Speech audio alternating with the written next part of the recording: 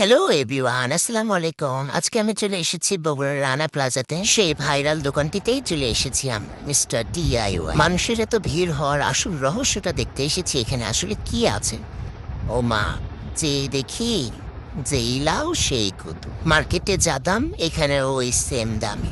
তারপরও ঘুরে দেখছি যে কি আছে, আদৌ মানুষ এখানে কি নিচ্ছে। একটু দেখি বাবু, একটু ঘুরে দেখি কি আছে। ভাইরাল বলে কথা, একটু তো দেখতেই হবে। বেশিরভাগ জিনিসই এখানে যারা নতুন সংসার করেছে তাদের জন্য।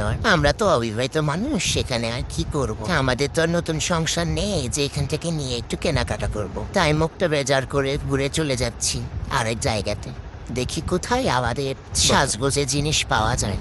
এই সেকশনটা দেখি পুরা ফাঁকা, কারণ এখানে ওয়াশরুমের সব জিনিস। How funny.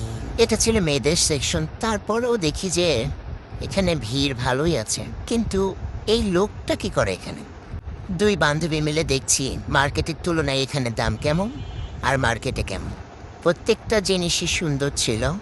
তারপরে চলে গেলাম আমার ফেভারিট জায়গাটা, মূলত আমার নাম সবারই ফেভারিট জায়গা এখানে। কি যে শান্তি, বাপুরে বাপু। ভাগ্যিস ছোট বোনটাকে আনিনি, তার এত মাথা খেয়ে ফেলতো। আমারই তো মাথা নষ্ট হয়ে গেছে এই জিনিসটা দেখে। মায়েরা যে কিভাবে বাচ্চাদের সামাল দিচ্ছে, আল্লাহ গো।